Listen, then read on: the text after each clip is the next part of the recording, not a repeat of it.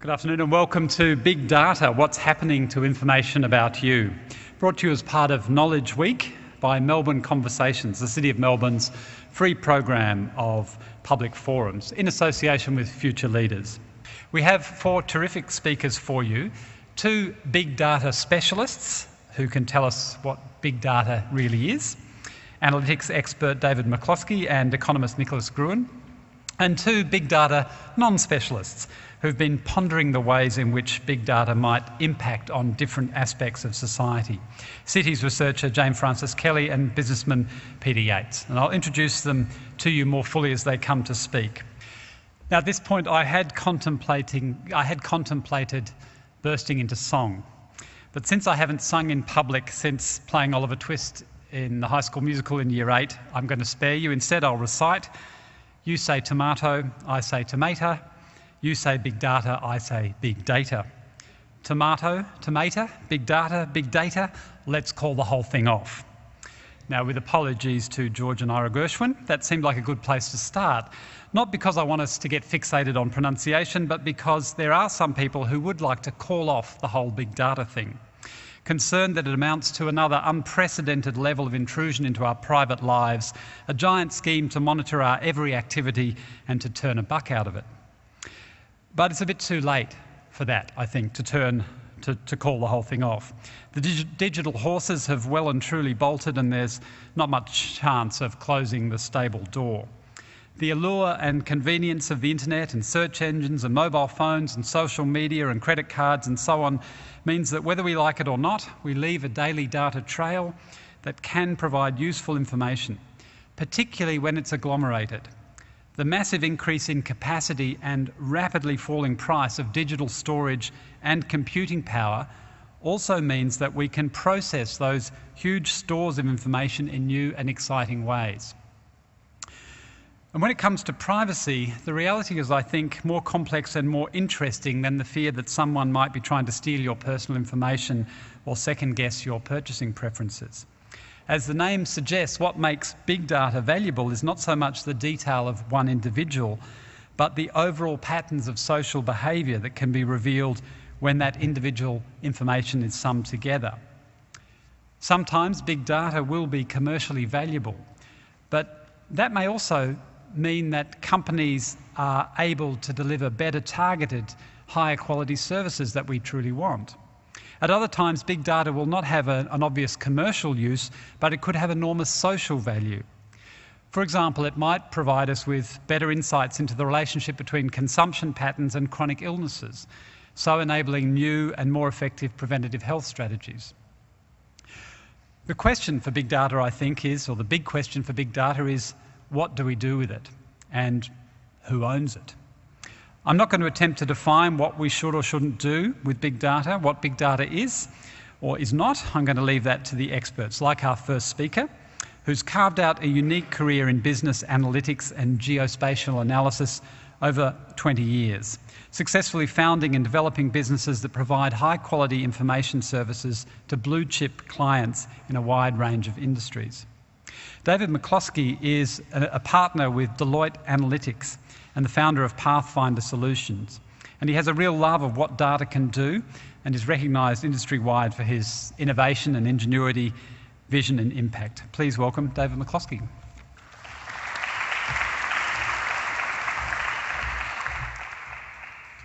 Thank you and good afternoon. It's interesting, the other day I was talking with a friend around Facebook and Twitter and some of the recent events like with Qantas and the impact of their luxury campaign and the questions about was that a good campaign or launched at the right time. And when we were talking about it, he came back and said, you know, social media, it's really just word of mouth on steroids. Now, if you think about it, here's a real question. Is it something that we've known before? Or is the actual change in scale something that transforms the phenomena and the thing that we're actually looking at? So I think it's worthwhile here to try and actually understand, well, maybe what are some of the underlying themes around data and the use of data, and look back in the past at what we've really done to collect and gather knowledge, where we're at today, and then what the future holds for us. So if we actually say, what are we trying to do with data and analysis of data? At a simple level, there's only ever three things that we want to do. We want to be able to benchmark maybe performance of something or relative to an outside area. We want to understand what are some of the links and relations that we see and patterns that are there. And third, we want to be able to predict. So benchmark, understand and predict. Now, if we go back into the past, we're really talking about the origin of the scientific method and really our disciplines of science. And we're going back to the days before computers. And when you start to look without any computers and the study of the natural world and the bodies of human knowledge that were established, they had three foundations themselves. The first foundation of this knowledge was taxonomy. And that was to be able to describe all the elements in the field that you're looking at. The second component was experimentation and study on a sample, because without computers, when you're one person in a large world, you can only ever look at a small part or a few observations. You can't take the whole phenomena. And essentially, the whole body of scientific knowledge was to be able to look at samples, to look at small observations, and to be able to generalise from the individual specific to more general kind of rules or laws. So the concept of the laws of physics and other things like that have all been generated from small data and looking at samples. Now, the challenge for the scientific field was that the quality of that knowledge, of how well you'd be able to generalise from a sample to a population, actually depended on a few things. The first thing you had to work out was, this sample I'm looking at, is that representative of the whole phenomena or the population that is here? Second, if I'm actually experimenting on this, what kind of test should I use to actually explore whether this group behaves differently to this group? And third, if I've now done some tests, what is the actual, are the differences significant? Are they real or are they just by chance? So if we think about this, the concept of representative of the group, what kind of test to use? Are the results significant? Suddenly we get taken away from normal or regular kind of human assessment of something into a world of expertise, and the whole concept of statistics, populations, etc. like that, and you had the knowledge really foundations being based on experts, and those experts then transmitted the knowledge through academies and other areas of formal learning. And that created a barrier between those sets of knowledge and the wider community. What I'd put to you now is that when we move from the past to the present, we still have those foundations of the scientific method and knowledge, but we now have a collision between different approaches. With the advent of a range of machine learning and cheaper computing power, we're able to take really complex phenomena and actually start to learn and let the machines do the learning for us. And you might think that big data is big, but what we find in a lot of the learning techniques is we try and actually maybe make that big data even bigger. If I can give you an example, let's say that you're looking at a group of people who were customers of a store, and you've got all the purchase patterns, and you want to know whether sending out a $20 voucher to them to spend on the store in a certain day is likely to encourage people to come. Rather than just analyse the responses to that group, what you can do is you can say, I'll actually create 1,000 or 10,000 different data sets where I'll randomly take a person who was one of the customers it was mailed to, drop them into the first data set and put them back in so they can actually come in again and a second or third time. That way I now have 1,000 different data sets all randomly perturbed, and I can apply new learning techniques to work out whether it is consistent across this. So the ways of actually building that element of the understanding and the prediction are really being transformed with the new capabilities to handle large scale of data. So we've got machine learning as sort of one element that is coming through here. Second, we now have real-time modelling, where in the past It's been abstracted point in time and then go away and do the analytics. And we can see things here, for example, in traffic flow and congestion, and the ability to actually have that visually displayed and allowing people to change their behaviour as a result of the information that feeds there. We're seeing now as well significant advances in the technology for analytics, where you now have in-memory analytics that can actually do the standard database queries around about 4,000 times faster than was possible a year ago. And what that means is that's now being used, for example, in the US on cable TV to work out which particular ad to give to specific households based on a range of machine learning that sits there. You have the adaptive learning, so things like Netflix or the Amazon recommendations, learning from the behaviour of people who visited the site before, purchased different things. So a range of real-time learning in conjunction with machine learning. The third thing which I'd like to talk about in terms of the present is where some of these big data initiatives aren't actually new. We've had big data maybe for 30 or 40 years, but we probably just don't know about it. But I'd like to give you a couple of examples here which I think are really interesting ones. First, forecasting weather conditions and the use of supercomputers. Bureaus of meteorology around the world have been the most significant users of large computing power because of trying to deal with complex phenomena. And you can see the massive change that has been in the ability to predict over a longer time period, more accurately, and the impact that has on a whole range of things from aviation to agriculture. Flight simulators. Flight simulators are big data. They're virtual systems where you're able to mimic the effects of actually flying, but you're doing that in a safe environment so that you've got a total real world in a virtual structure there. And one maybe that's not so attractive, financial modelling, spotting arbitrage opportunities. So if you look in terms of some of the impacts from different runs on stock exchange and the likes, where there are expert systems, machine learning, real-time modelling combined to spot particular opportunities, and if a whole group of those get in patterns, you can have significant financial outcomes coming through. So if that's where we are at the present, what's the future likely to hold for us? And what are the opportunities for us to influence where we go in the future? I think one of the first things which I want to say here is that I think that there's an evolution of 10 to 15 years before we really start to have big data coming into our lives in a significant way.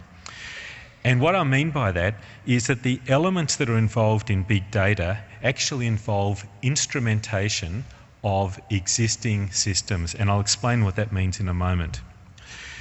It also is going to need integration of what are currently disparate systems, as so you've got separate silos and controls, and they all need to be brought together into virtual systems. So a good example here is the water system. And at the moment we have controls at dams. We'll have monitoring and chlorination occurring at certain points. We'll have other parts where we can turn on and off mains, but they're all individual isolated controls. So imagine an intelligent water system where you can detect leaks remotely. You can use system controls and actuators to turn off the water from a central control rather than to have teams go out and dispatch to actually turn off the mains at a specific point. And being able to predict when maintenance is required and be able to manage demand more effectively. These kinds of systems are now really starting to come into play, but the legacy of the existing investments in their IT systems mean that it's most likely 10 to 15 years before they'll be adopted in a wide stream by a range of utilities. So that really leads me now to, I guess, the final point for the future about where we go, and is it more likely to be Nirvana or 1984? So let's look on maybe the plus side of some of the things that we can see from big data. Number one, and I say this emphatically, is better infrastructure. I know of a number of areas here where we're seeing, for example, in power companies with virtual systems in the US, when they had the wildfires, were able to remotely manage the system and avoid loss of life and get better and more efficient systems from that.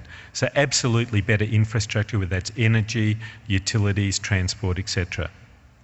Second, if we're an egocentric organisation and it's all about me, then relevance of the products and services being offered, location-based and targeted, absolutely there'll be a lot in that space. And third, the opportunities for connection and engagement where virtual worlds can open up new ways of seeing and doing and interacting and provide a new frontier for exploration and really establishing a language and concept.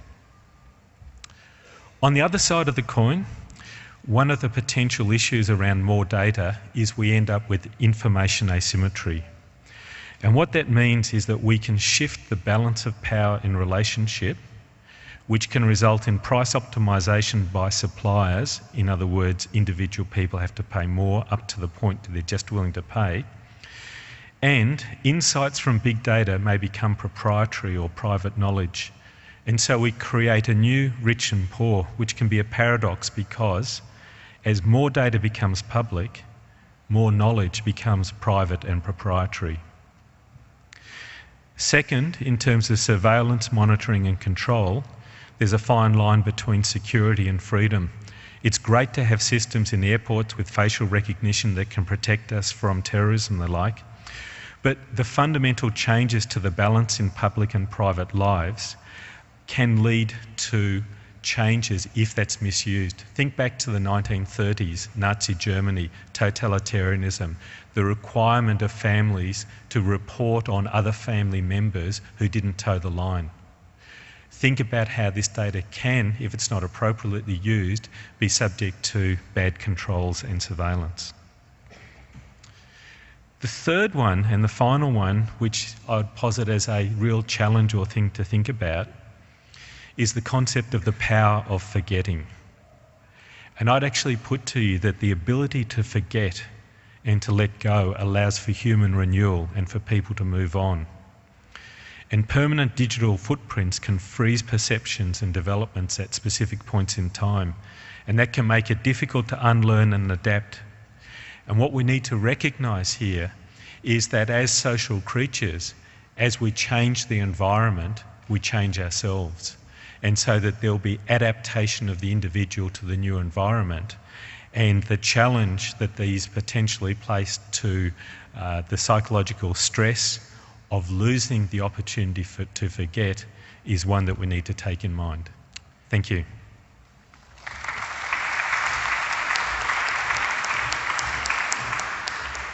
Thank you, David McCloskey, partner with Deloitte Analytics. It's fascinating. I think particularly that last idea is one that we'll come back to. Our second speaker is an economist and a big data enthusiast, Nicholas Groan, who wears many hats. Particularly interesting for our purposes today is that Nicholas was the founding chairman of Kaggle.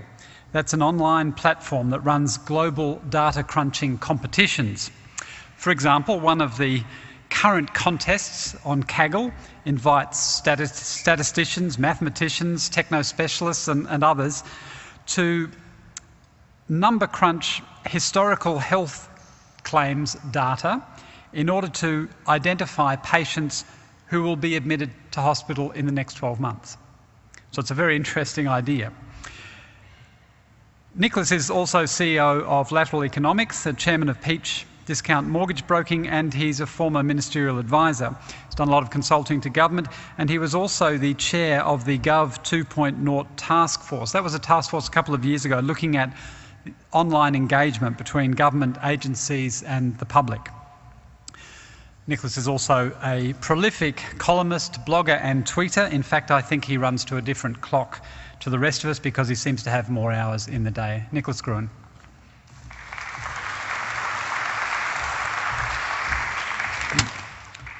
Okay, big data, what is big data? Big data is all that stuff that's sitting in the system and has been sitting in the system for a long time, And we're now realising that the stuff that we used to kind of ignore, the stuff that we used to throw away, can be incredibly useful. It's also, of course, being amped up by the incredible, the exponentially growing capabilities of computers, and so we get more and more data. When I used to use a more functional system than MyKey, and that's a little example of how things can go wrong, and you can ask John Brumby about that. But it's as good a way as any of sort of talking about the differences, because I used to put a card in a machine, it didn't know who I was, and it gave me 2 hours on the tram, and that was that.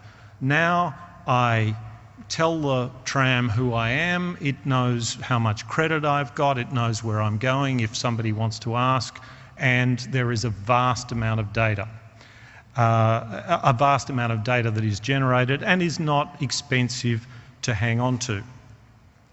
And one of the things about big data is that you don't know what it's going to be useful for. There's an expression in big data, an expression in Silicon Valley, I guess, now and around the world, which is data exhaust, and it captures the idea that I've just presented to you, which is the idea that you might use stuff that people would normally throw away as useless as a source of insight, and being a source of insight, it's a source of value.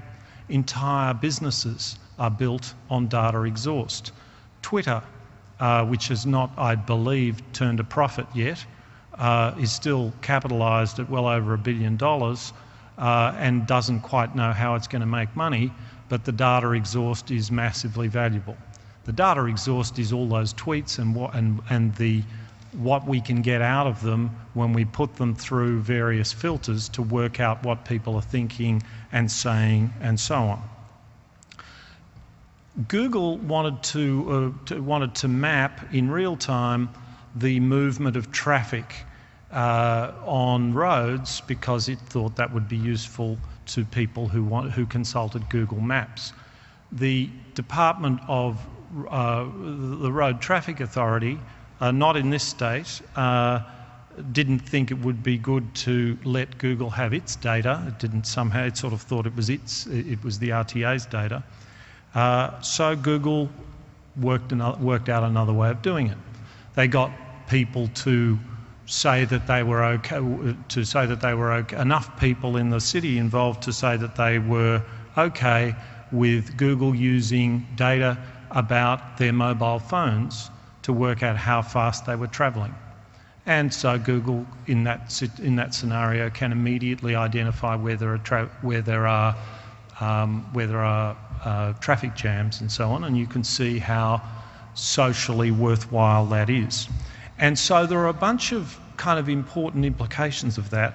There's a guy called Jeff Jarvis who's written a book called Public Parts, which very recently came out, and he makes the point that all this private data, which we've heard in the previous two talks, people are concerned about the privacy issues, and those are real, but all that private data, when it's aggregated, is capable of generating information of massive public value, of massive human value, and I'm not just talking about people's shopping habits.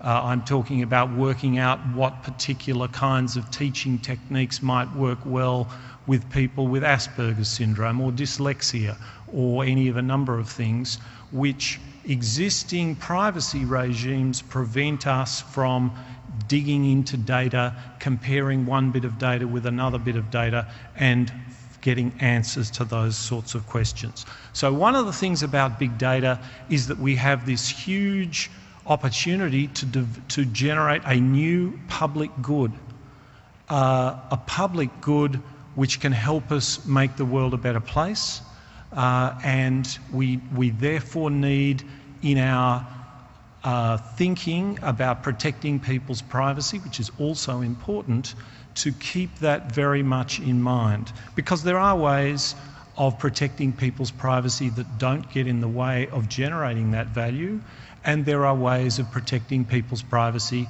which very definitely do get in the way, and those are the ways that we're pursuing at the moment. And when we talk a little further, we can perhaps go into that a little bit more.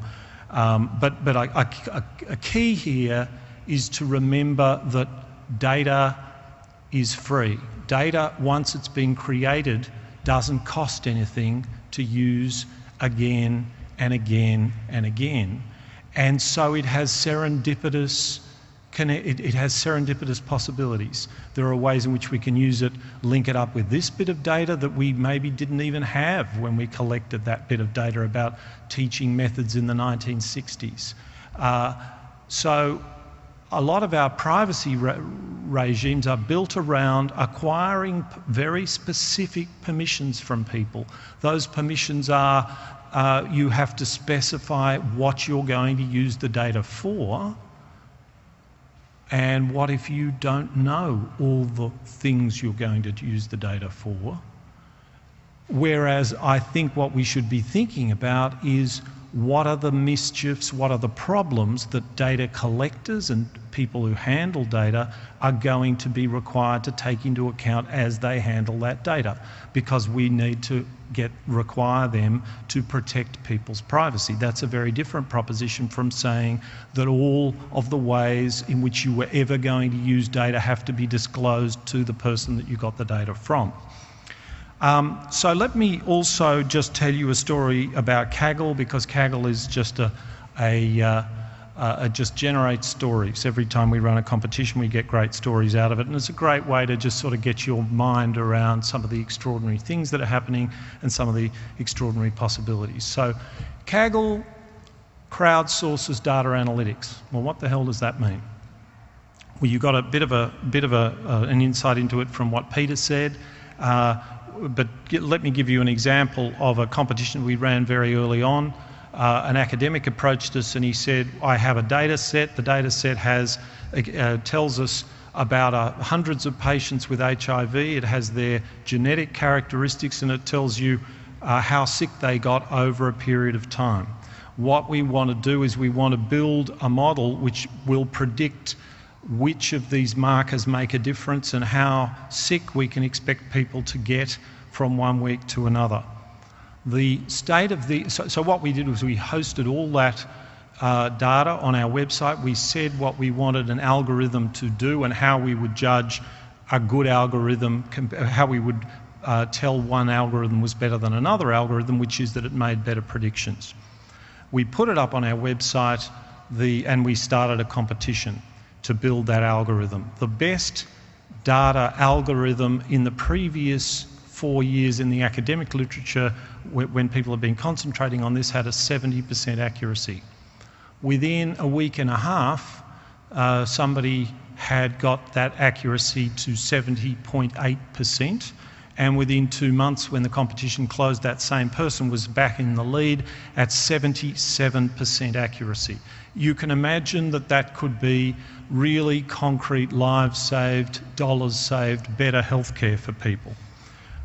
Who was this person? Well, he was a single guy. His name was Chris Raimondi. He lives in Baltimore. He knows nothing about bioinformatics, has never done any statistics at university, runs a one-person search engine optimization business, and a search engine optimization business is a business that will tell you what words and what code to put in your website to get it as high as possible on Google for searching. He got himself interested in data and taught himself how to do this kind of analysis on an open source package called R using YouTube videos. His name's Chris Raimondi. Spare a thought for the team that came second. They're from the TJ Watson Research Centre at IBM. So that gives you an idea of a different kind of world that we're going into. And another thing that's pretty interesting there is that all the book learning wasn't as good as the hacking learning. About 20 years ago, we used to have classes in school teaching kids how to use a word processor. Well, I don't know whether we do that anymore, but always seem to be a bit silly, and it's pretty silly to do it because people hack their way to understanding how to do that stuff. And if they're working with someone else, they say, look, how do I do a search and replace? And the person will tell them, or they look it up on help. More and more things in human knowledge are becoming like that in this world of big data, and that's something else that will be interesting to talk about as we go into the panel. Thank you.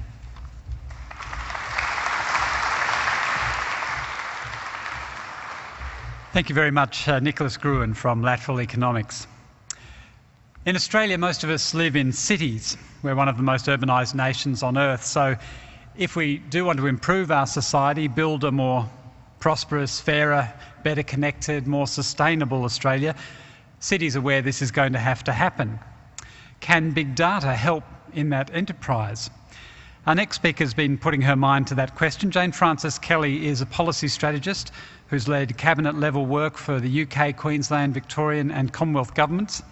Today she's the director of the Cities program at the independent not-for-profit think tank, the Grattan Institute, where she and her colleagues have just produced a series of reports on housing.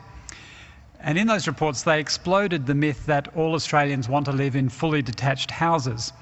And they revealed in the process that the new homes currently being built on our city fringes are not always actually the sort of new homes that people want or need. That research was based on carefully gathered empirical evidence.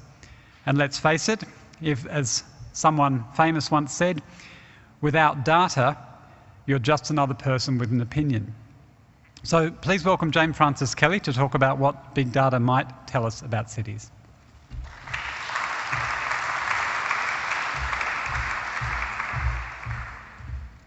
Thank you. You don't come across people called Cedric much anymore, which I think is a real pity. I was prompted to that thought by being reminded earlier that of an architect in the UK called Cedric Price, who died about 10 years ago. And in the 1960s in Britain, at the height of the excitement about the white heat of technology, which is a phrase I still find exciting actually, he said, technology is the answer, but what was the question? And that's my overarching question, big data for what? Like so many things, what you get out is only valuable relative to how good the question you have asked of the information. And those questions are not necessarily immediately obvious, and I need careful thinking about. And as Nick said, you don't necessarily know what it's going to be useful for, and you should keep your mind open to that. But I'm here to plea for us to kind of think about that and to continue to be clear about our objectives, or even to start to be clear about our objectives, even as the ways that we might achieve them might change.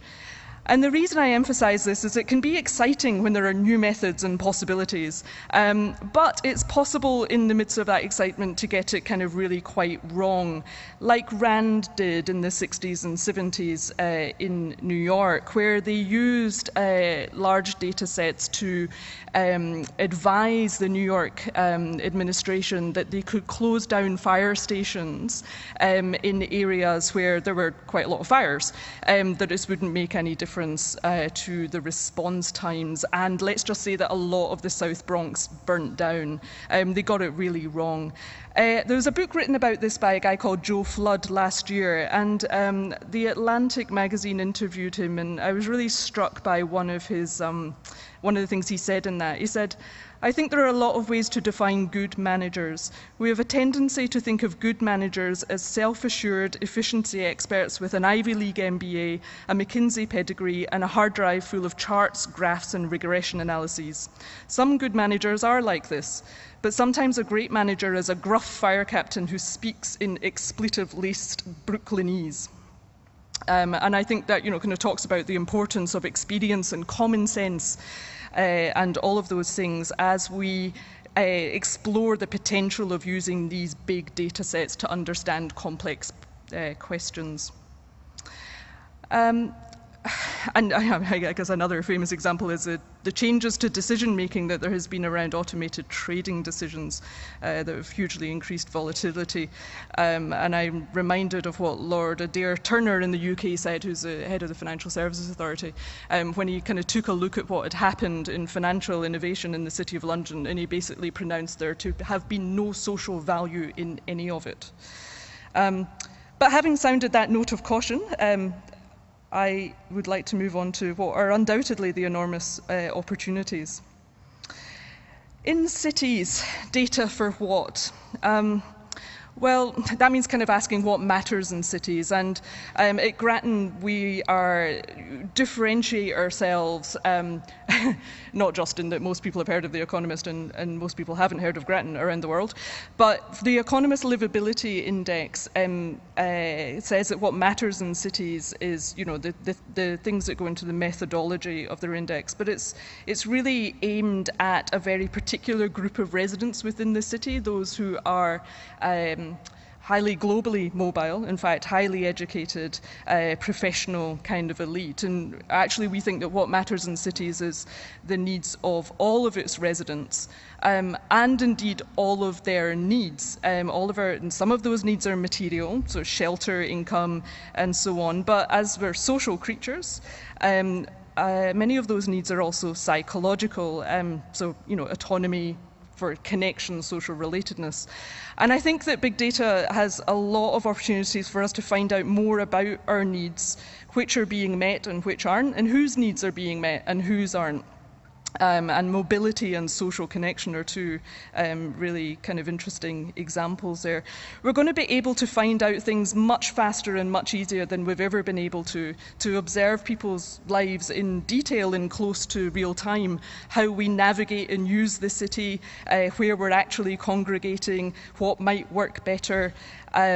On mobility issues, getting around the city, somebody earlier today was talking to me about data around waiting times at pedestrian crossings and how long they can be relative to, waiting times of traffic lights, and, who is being prioritized is the kind of question that's interesting within that. Are we prioritizing the needs of drivers or of pedestrians, and what do the numbers look like, and so on.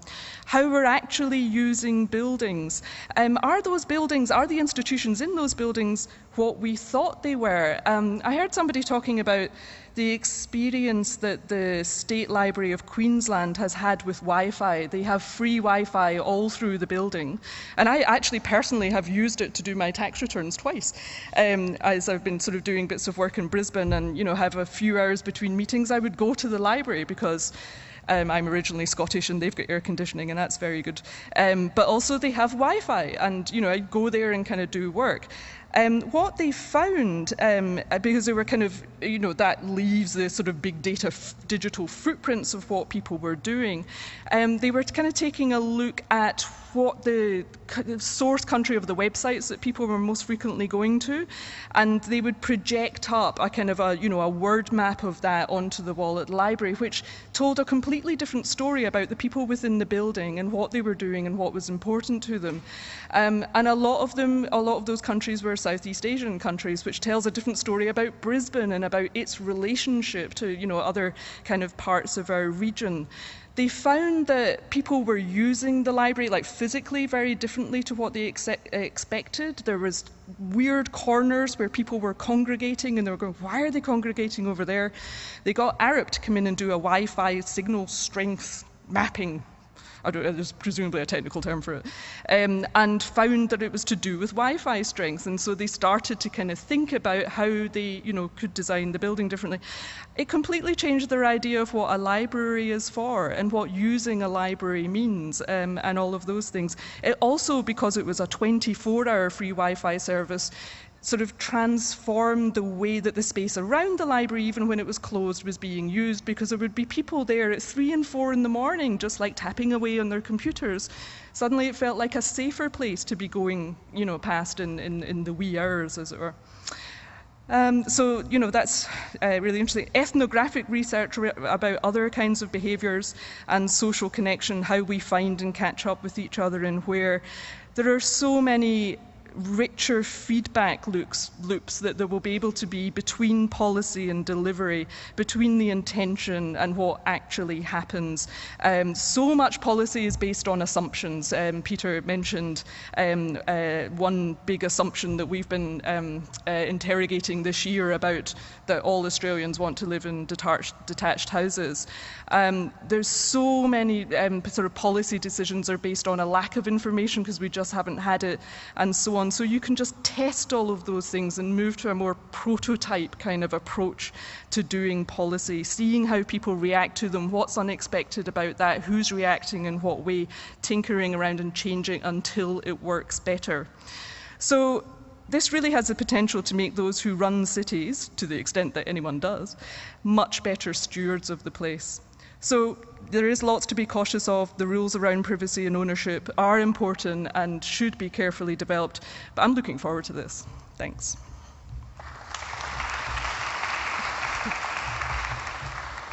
Thank you, Jane Frances Kelly, Director of the Cities Program at the Grattan Institute.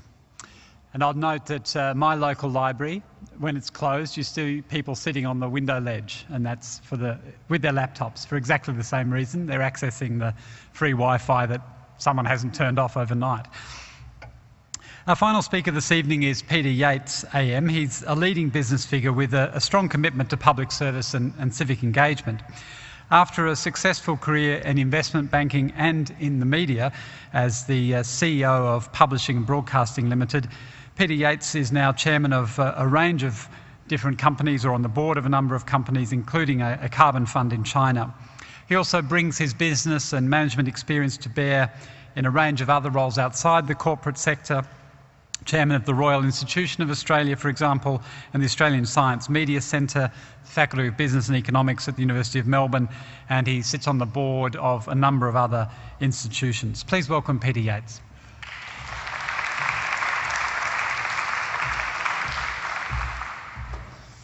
Thank you very much indeed, and thank you for joining us tonight. It's a pleasure to share a few thoughts.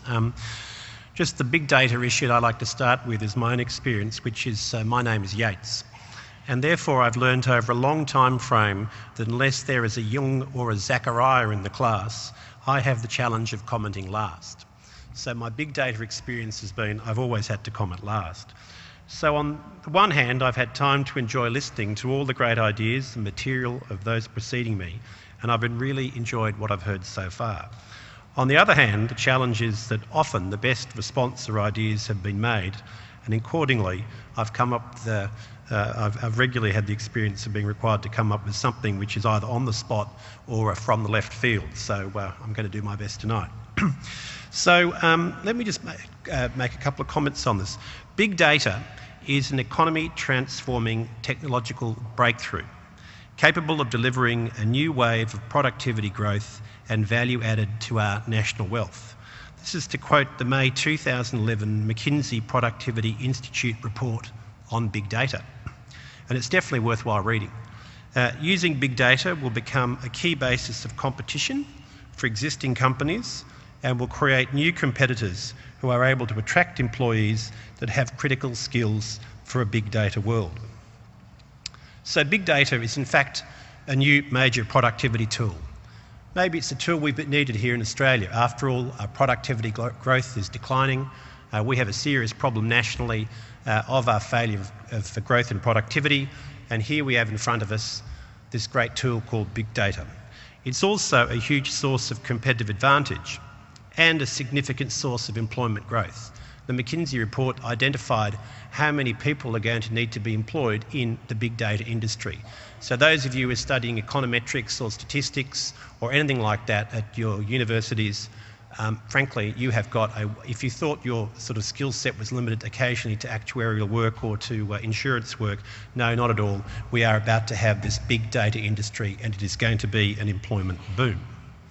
So what may have previously been opportunities confined, for example, to the major data storage and processing of our largest life science research centres, such as the Florey or the Melbourne Brain Institute, or the new IBM Research Centre and supercomputer at Melbourne University, big data is the commercial opportunity which is being wrung out of our new highly connected and digital world, as much as Melbourne's only Seek, Melbourne the Seek, for example, was a job search opportunity wrought out of the internet. So big data is a new extraordinary commercial opportunity, and it's here to be grabbed. I don't have a feel for the size of our big data industry in this fine city of Melbourne, but given our history of success in science and technology, data management and public policy institutions, I hope we will soon count ourselves as not just one of the world's most livable cities, but one of the world's biggest data cities. So to return to the McKinsey report, leaders of organisations need to recognise the potential opportunity as well as the strategic threat that big data represents. They'll need to be creative and proactive in determining which pools of data they can combine to create value and how to gain access to these pools, as well as addressing security and privacy issues. Now, in my former life at PBL, we had some, I think they're called big data examples, because, for example, when I became the CEO and one of the assets I had responsibility was Crown Casino. And I thought, gee, we had about $13 billion per annum of high roller spend. What should we do to grow that? And very fortunately, unlike any other table game play, in the high roller business, because each high roller bet is taxed, we had a database that went through the whole $13 billion of spend that had been played in Crown for the previous 6 years, each individual bet. That's a fairly big data source. And so in the first 3 months that I was there, I commissioned a project to go back and analyse all that data to determine at what point in time did the risk that we were taking by offering an additional bet size to an individual gambler, what point in time did the risk we were taking reach a maximum risk, and afterwards any additional gamble that we offered, regardless of size, our risk declined, and we discovered it was at $24 billion per annum. And so Crown grew its business to $24 billion per annum, and for example, that then allowed us to go on and take over Burswood, which added another $12 billion per annum. I just want to give you an example of how big data can help you make money. We also, so this is an example of big data in the gaming industry. Big data is all around us, and there are plenty of ways of making money out of big data. Now, another example, though, is here in Melbourne, I'm aware of a very interesting development in big data, which has emerged from the research labs at Swinburne. I bumped into this through the security company we used to own in the private equity firm that I'm involved in. It's the third largest security company in the country. So this technology has transformed every single existing digital CCT camera, regardless of its zoom or pixelation capacities, so all those old cameras in the petrol stations, into a high definition, effectively 10 megapixel camera. So you haven't had to change anything, just the software at the back. So now when you drive into a petrol station, I'm not suggesting it has been deployed everywhere, but in theory, when you drive into a petrol station, it will immediately register your face and your number plate. Now, the purpose of that essentially is to deal with drive-offs, but actually it will scan the internet to identify who you are. And in fact, I had brought in one of these small cameras that does this, so that I could then screen the front second row, and in a few minutes I'll give you your names and your addresses and basically what your preferred habits are. And this is all completely possible, and just we'll wait for a few moments and we'll see what will come back before I call out your names. The reason I raise this is that from the privacy perspective, big data is no longer limited to the collection of clicks or cookies. I think we're all familiar with these sort of concepts, so the cookies. And in fact, if a cookie is the big data reward system from the internet, then your face, when it appears in private space, is now the hot chocolate. So the click is the cookie, your face is actually now the hot chocolate. So show me your face and I can tell you who you are, what you do, most likely find your address and your email. Show me your faces. Wonderful, thank you very much indeed. You don't even realise that when you step out of your car into a lift, into a shopping centre, that you have been identified, stored and placed into a membership or a CRM database. Now, of course, in a public space, the average Londoner has become used to this phenomenon. London, I believe, has the world's largest installed base of CCTV cameras. And going back to my casino analogy, believe it or not, your face is so important in a casino because if you're a problem gambler and you're registered as a problem gambler, it's Crown's responsibility to make sure you don't gamble. So If you slip in at 3 o'clock in the afternoon, there's a bit of quietness there and nobody's recognised it, the cameras will see your face, they'll immediately identify your face, and the people that you've registered will come in and take you away from gambling, so your problem gambling has been appropriately managed. And that's another example of big data and the role of your face in big data rather than cookies. So you can all turn on and off your cookies. Have you ever given thought to turning on and off your face? Well, obviously without a helmet or a headgear, it's quite difficult to do.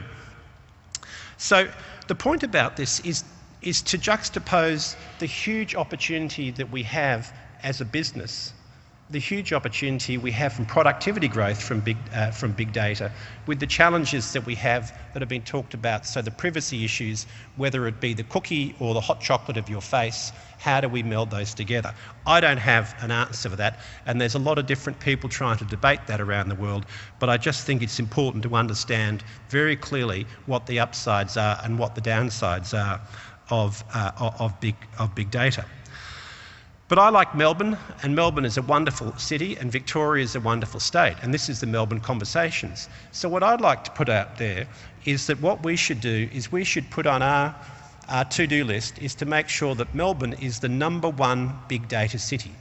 So we come up with a whole new privacy situation. We let the CCT cameras roll. We basically almost ban turning your cookies off if you live in Melbourne, and we can have the most fantastic experiment to see what sort of commercial value can we create from the big data of Melbourne. We could create new companies, we could create new industries, we could create new opportunities. Look, we have to give up a bit of privacy for maybe 4 or 5 or 6 years until they get going. But hey, I think we should think about it as an investment in our future. I say that partly as a joke, but partly as truthful, that there is a huge opportunity that as a city and a state we should be prepared to capture, and we need to have the debate around these privacy issues, be aware of them, deal with them, be conscious of them, and allow the huge opportunity from productivity growth, employment growth and business growth that big data can bring to this city and this state. Thank you very much indeed.